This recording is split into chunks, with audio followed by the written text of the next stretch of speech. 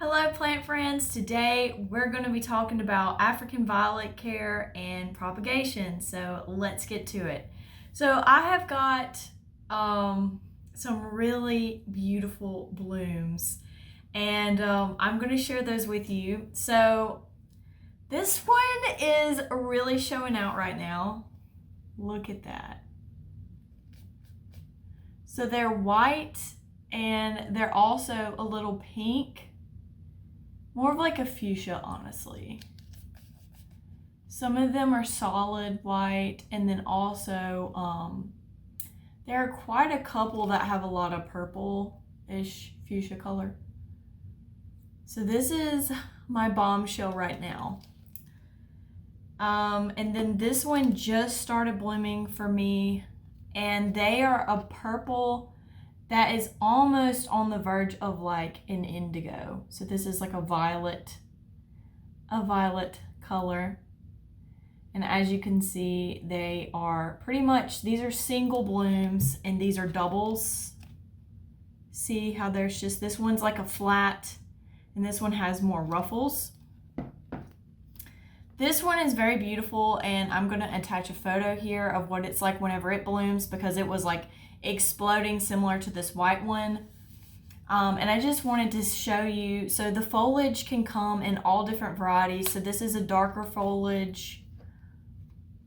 See, these are kind of darker. These have like a ruffle along the edges of the leaves, and these are pretty smooth.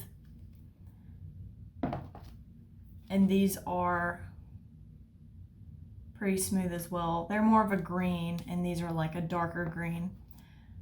So whenever they start to bloom, they're going to kind of look like this. And there's actually quite a few there.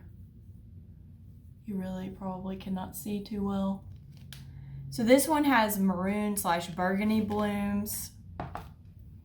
So, and then here is a baby that I separated from a plant. And then I've also got some propagated cuttings that I'm going to talk to you about. So to begin with, watering African violets is honestly the most difficult part. So whenever I have my seedlings or the little baby ones, I kind of have them in pots like this, and I have them in a tray, and I pretty much just water that tray every 2 or 3 days. Now, if you'll notice with these, they are in self-watering containers, and I'm going to kind of show you what it looks like. So the wick is the thing that's in the water, and the soil is not making contact with the water. So the water comes up to like right here, and this doesn't touch the water. You don't want the water to be in direct contact with the soil, because then you can run into problems like root rot. So with this, the wick is the only thing that's touching the soil. So the wick is going to be like basically absorbing water into the soil as opposed to the soil sitting in water. I hope that you can understand the difference there. So that's these. So I purchased this plant from either Lowe's or Home Depot, and then I purchased this pot separately. Walmart actually has these that come in the self-watering planters, and instead of a wick like that's made out of cotton, it has a small little like a stem. It's like kind of like a straw, but instead of it having the hole in the center, it's like almost like cardboardy. It is a wick, it's just a different kind. It's not one made out of cotton. And it's the same thing. So there's the water. I don't know if you can see, but that black right there is the pot, and the pot is not actually touching the water, it's the wick that is. And here is another one, and this is the same like brand. So these two came from Walmart, and they already came in the pots. And then this one I believe came from Lowe's, and I put it in this pot. So in terms of watering, you just really want to have a wick in there, because I had these whenever I used to live in an apartment, and I had them in a windowsill, and basically I had to water them pretty frequently, and it was like if I overwatered or underwatered, there's like a perfect little amount of water that they need in the soil at all times. And with this, you don't have to guess. It just does it for you.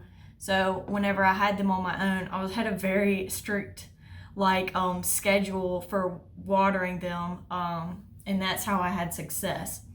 So that's what I do with watering. So in terms of fertilizer, I have this very specific, it's African Violet specific fertilizer, and I'm going to put it on the screen. Basically what I do is I get a gallon of water. I use rainwater mostly, or like fish tank water, and then I put so many drops in there for a gallon. So it doesn't matter if you're using African Violet specific fertilizer. You could probably use any kind, but just make sure you're measuring it out, so that way whenever you water, you know, you're fertilizing pretty much every time, you're not over fertilizing. So the only time that I fertilize these is in the growing season. So like spring and summer, and then fall and winter, I lay off on the fertilizer and basically am just filling, you know, with water. So whenever these start to bloom, you're going to notice that there are, so here is one that's not blooming. It's perfectly symmetrical, and there's only one plant here. Whenever it starts to bloom, it starts having little babies. So that's one way to propagate. I'm gonna try to show you here. I'm gonna probably insert a photo instead, but here you can see that there's another plant forming there. And what you can do is you can take them out when you repot them. Something else you can do is you can go in there and pinch and twist. And whenever you do that, you're going to have a completely different plant, and you can just put it in its own soil with its own pot. So that's something that you can do whenever they're blooming. They basically are sending out all these blooms, and then they're creating all these little babies. So here's a really great one. So right in here, let's see if I can do this without, there we go. So you can see this little plant, this little set of leaves here, that's an entirely new plant forming. This one isn't big enough for you to separate from the mother plant without, let's be honest, it's probably not going to make it because it doesn't have an established root system. But if you go along, here is another. So this entire little group of leaves, that's an entire new plant forming. So whenever it's done blooming, I like to twist off the little pups and give them their own pots. Something else that you can do is you can take the leaves and you're just going to go towards the very center or the crown of the plant, and you're going to twist. And when you do that, you can put it in water. And I have 3 different cuttings at just basically different times along propagation. So this is one that I just put in water like a week ago. So you can see there are roots forming. Here's one that's been in there for just a little bit longer. Let's see. See, and then this right here, these are actually going to be new little leaves that form. I like to put them in soil whenever I see the leaves, but you could probably put this one in soil and it'd be fine. And then this one has been in there for much longer, and you can see that it actually has leaves. Little tiny leaves are forming. So this one is ready to go in soil. So those are 2 ways you can propagate. You can do water propagation like this. You can see all the roots. The container type really doesn't matter. It can be clear, it can be opaque. The only thing that matters is that the ends of the leaves need to be in the water for them to sprout. So I've talked about watering, I've talked about propagation. Another thing about watering with African violets and pretty much, you know, orchids is that they have a crown. So the crown is basically the middle part where all of the leaves are coming out. And whenever you're watering them, the best way is bottom watering, because you don't run any risk whatsoever of getting water in that crown. That's important because if water goes and gets in between those leaves and sits there, the crown can rot and you can lose your plant. I've honestly never had that happen because I pretty much bottom water all of my plants. It's just the easiest way for me. But I know that it's something that happens. So whenever you have these self-watering containers, you don't run a risk of that. And also whenever you're bottom watering, you don't run a risk of that. So with African violets, lighting is definitely as important as watering and fertilizing because you can water and fertilize and still not have blooms. With the light, you need to have bright indirect light. So these are in a window with Barrina grow lights over top. And if I really want to make something bloom, I have a GE bloom grow bulb, and I'll attach a photo of that here.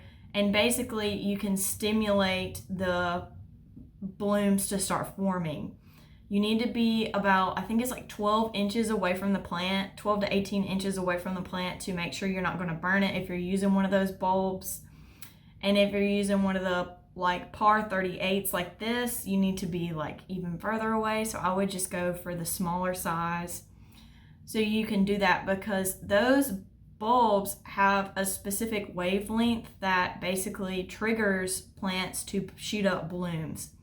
So if you don't want to go the grow light route, I would suggest you put them like in a windowsill that's going to get enough sun for them basically to, grow.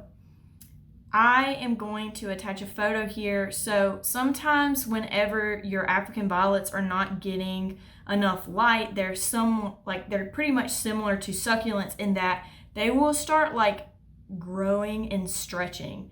So they'll just have this long little thing that they send out and there's no leaves, or the leaves are really small and anemic looking. That's a really great indicator that you're not providing enough light.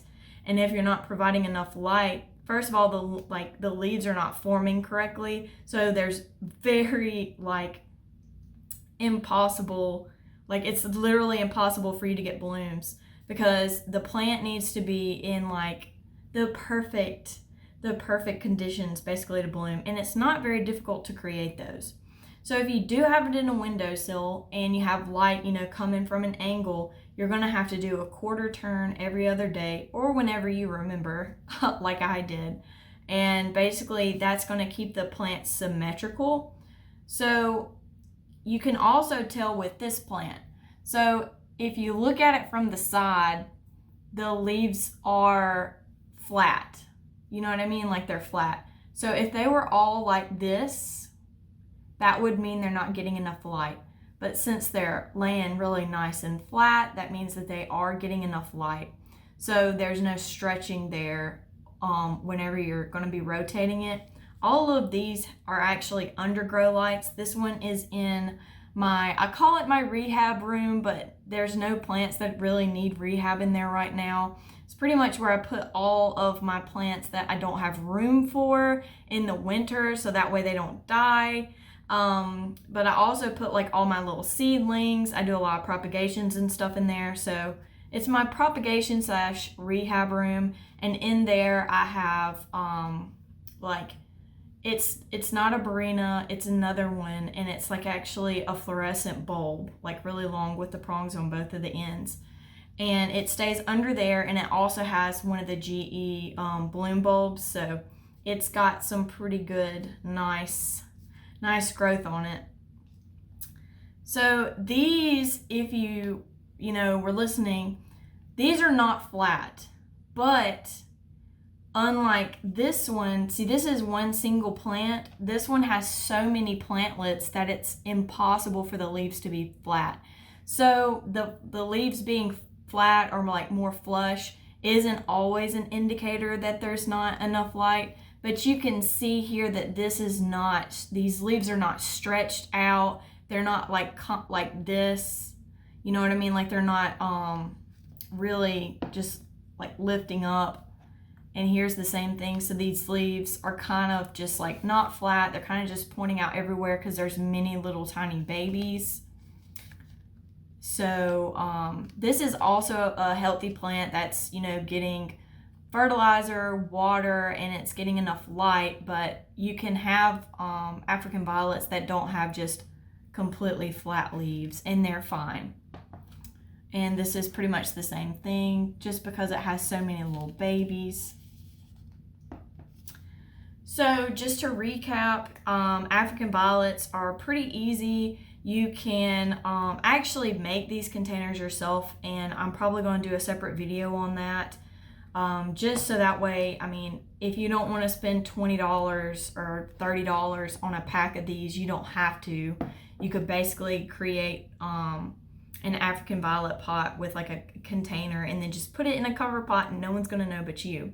So that's also an option, and I'll make a video on that. But pretty much you need to have sufficient light, and you also need to have, you know, water and fertilizer. And be careful if you are going to water from the top, make sure that you're watering like underneath. Like if I were to have a water pail, I would water underneath and around the perimeter. Do not water in the middle where the crown is, because you will have crown rot.